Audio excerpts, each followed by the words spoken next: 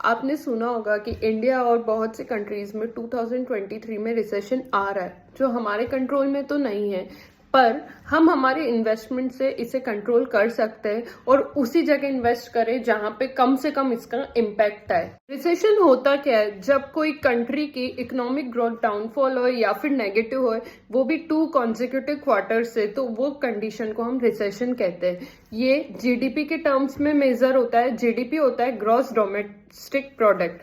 तो आप यही सोच रहे होंगे इंडिया में तो रिसेशन आ चुका है, पर इसका ऑफिशियल अनाउंसमेंट आरबीआई करती, वो उसके डिस्क्रिप्शन पे करती है।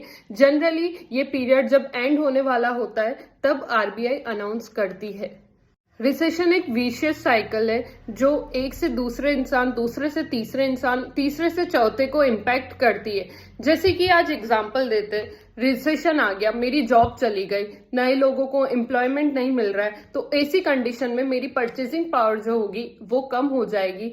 और जो भी मैं शॉपिंग करती हूँ, जैसे मॉल से ग्रोसरीज के लिए शॉपिंग करी, तो उनका भी जो मार्जिन होता है वो कम हो जाता है, उनसे हम खरीदना कम हो जाते हैं, तो उनका जो टर्नओवर होता है वो इम्पैक्ट होता है इससे, और उनका बिजनेस सफर करता है, जिससे कि वो आगे पेमेंट नहीं कर पाते हैं।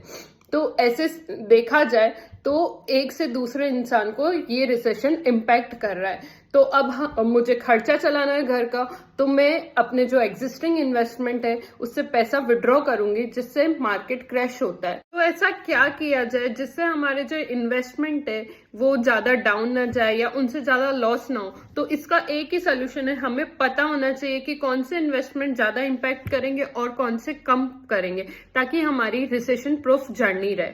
अब हमें किन में इन्वेस्ट करना चाहिए? वो होते जो मार्केट लिंक ना हो, जैसे कि गोल्ड, बॉन्ड, फिक्स्ड इंस्ट्रूमेंट्स या फिर डेट इंस्ट्रूमेंट्स, जिनका रिटर्न तो कम होता है पर रिस्क भी कम होती है। या फिर अगर आपको रिटर्न ज्यादा चाहिए तो आप P2P लैंडिंग में इन्वेस्ट कर सकते हैं। P2P होता है पीयर टू पीयर लैंडिंग। उसमें आपको इन्वेस्टमेंट अगर करा है तो हाई रिटर्न मिलेगा, और उसमें रिस्क भी इन्वॉल्व है पर थोड़ी है, कंपैरेटिवली कम है। वहीं आप अगर चाहे तो कमर्शियल रियल एस्टेट में भी इन्वेस्ट कर सकते हैं, जिससे आपका रिसेशन प्रूफ इन्वेस्टमेंट रहे। तो हमें कौन से मार्केट लिंक्ड इन्वेस्टमेंट है जहां पे नहीं इन्वेस्ट करना चाहिए? जैसे कि स्टॉक्स हो गए, शेयर्स, क्रिप्टो, इक्विटी लिंक्ड या फिर म्यूचुअल फंड, इनमें हम इन्वेस्ट ना करें तो ज्यादा बेहतर होगा, जिससे हमारा पोर्टफोलियो है जो मेंटेन रहेगा और वह नहीं डाउन जाएगा।